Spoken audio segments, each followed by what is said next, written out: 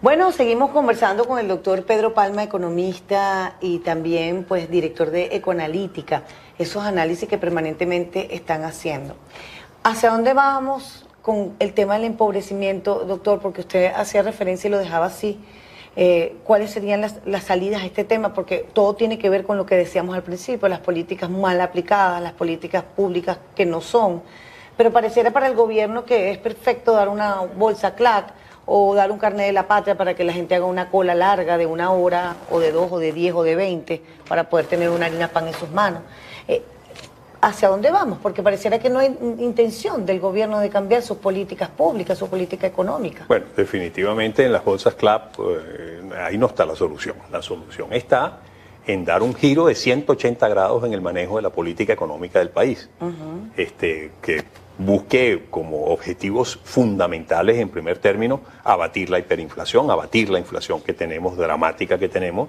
En segundo término, estimular la inversión, estimular el incremento de la capacidad de producción, la diversificación de la economía, la creación de fuentes de empleo importantes.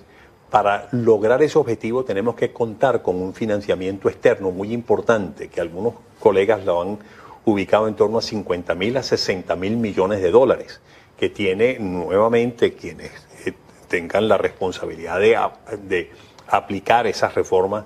Ese giro de 180 grados tendrá que buscarlo en los organismos multilaterales, en créditos puentes en el exterior, para afianzar, digamos, la economía y poder implantar una política cambiaria, por ejemplo, racional, manteniendo el control de cambios y permitiendo que se busque unos niveles de tipo de cambio razonable dentro del mercado, que haya una equivalencia de oferta y demanda en el mercado, que esté ampliamente sustentada en un ambiente de confianza que se cree en el manejo de la política económica. En fin, es un paquete integral de política económica importantísima, fundamental, que tiene que venir acompañada también por una política social muy importante, porque hay que seguirle dando un apoyo muy directo a las personas de más bajos ingresos, a las personas más desposeídas, a los cuales hay que seguirles dando un apoyo, no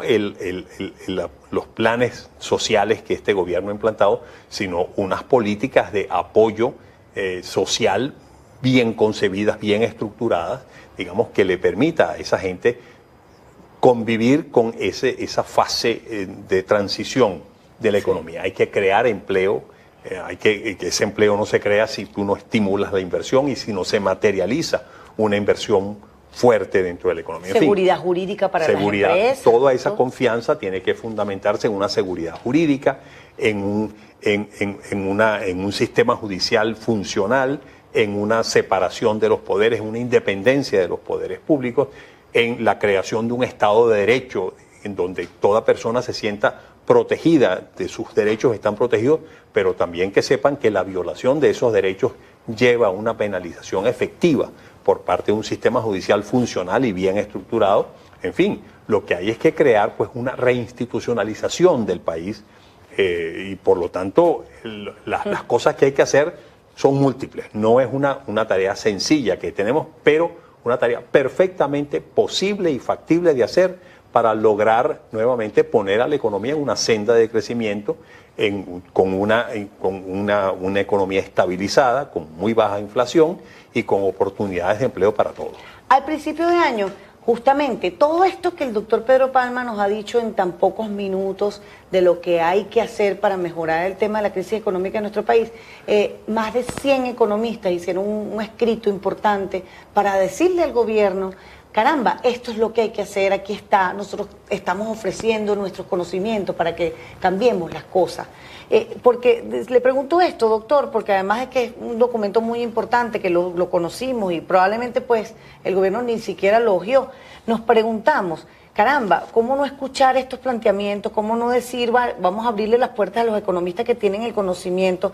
Y cómo algunas personas todavía dicen que aquí en Venezuela no hay un proyecto que no sea el proyecto de Nicolás Maduro, que no sea el proyecto de este gobierno del socialismo del siglo XXI, que no hay nadie que esté planteando lo que va a venir después de que el presidente Nicolás Maduro salga por la vía democrática y por la vía de los votos. Bueno, ese documento que tú mencionas de los 100 economistas, ese fue uno de los N mensajes posiciones, sugerencias, documentos que se han producido, pero a borbotones. O sea, ¿qué hacer? Eso se sabe y se conoce desde hace muchísimo tiempo y lo hemos venido diciendo, pero hasta la saciedad desde hace muchísimo tiempo. Sin embargo, cuando uno en las redes sociales uno hace una sugerencia o hace una crítica, le dice, no hombre, pero ¿para qué pierde usted su tiempo si el gobierno no le interesa aplicar nada de esto? No estoy perdiendo el tiempo, estoy simplemente ratificando e insistiendo una y otra vez, y en eso los economistas hemos estado insistiendo, los sociólogos, los profesionales, los expertos en políticas públicas, hemos estado hablando hasta la saciedad de las cosas que hay que hacer. O sea, qué hacer se sabe y se conoce, pero desde hace muchísimo tiempo, y lo hemos dicho N veces insistentemente, pero hasta el momento pues no ha habido acogida por parte del gobierno en esa materia. ¿Venezuela sale de esto, doctor? Sin duda alguna que sale, sin duda alguna que sí. Sabemos qué hay que hacer, lo que hay es que, bueno, que tenga que haber las condiciones, que se den las condiciones propicias para que realmente esas recomendaciones se pongan en práctica y que al ponerlas en práctica pues simplemente salgamos de todo este marasmo en que nos encontramos inmersos en este momento y que la economía nuevamente se enrumbe por un camino de crecimiento y de estabilidad económica. ¿Eso es lograble? Perfectamente lograble. ¿Vamos a lograrlo? Sin duda alguna que lo vamos a lograr. Y no solamente que lo vamos a lograr, sino que en el momento en que Venezuela se enrumbe de ese giro de 180 grados en el manejo de la política económica y se enrumbe por el camino correcto y cree el ambiente propicio para que los objetivos que se buscan con esas políticas y reformas realmente se den y las condiciones se den, Venezuela va a ser el país de las grandes oportunidades. Y por eso es que uno de mis mensajes que yo le doy siempre a las grandes empresas, tanto multinacionales como nacionales, etcétera, y sobre todo a las multinacionales, les digo, mire, no cometan el error de irse de Venezuela por este desastre que estamos viviendo, porque cuando vengan las oportunidades, cuando venga el relanzamiento del país y estemos inmersos en ese proceso de reorientación de lo económico y lo social y lo político en Venezuela, Venezuela va a ser el país de las grandes oportunidades y los que estén aquí van a ser los primeros que se van a poder beneficiar y sacarle provecho a esas grandes oportunidades que se van a presentar. Esa diáspora tan horrible que hemos visto, esa diáspora también se está preparando afuera para venir a construir a Venezuela. Sin duda alguna que sí. Mira, yo soy también muy optimista con esa diáspora. Es lamentable ver los jóvenes que se van buscando desesperadamente algo que buscar en el exterior. Pero también muchísimos de esos jóvenes que se han ido son profesionales que se están perfeccionando en el exterior, que están viendo otras sociedades, cómo funcionan otras sociedades, que están ganando experiencias de esas sociedades. Y muchos de ellos no regresarán, algunos no regresarán, pero muchos, la mayoría sí van a regresar. Como regresaron los chilenos que tuvimos aquí durante la época de Pinochet, que esto se inundó de chilenos. Y después que vino la democracia y se reenrumbó esa economía, volvieron a su país y hoy en día están pues, en sus países. Y así las diásporas que hemos recibido con tanta intensidad en Venezuela en el pasado, pues han regresado, han retornado a sus países de origen cuando las oportunidades así se lo han presentado. Y Venezuela no va a ser una excepción para ello.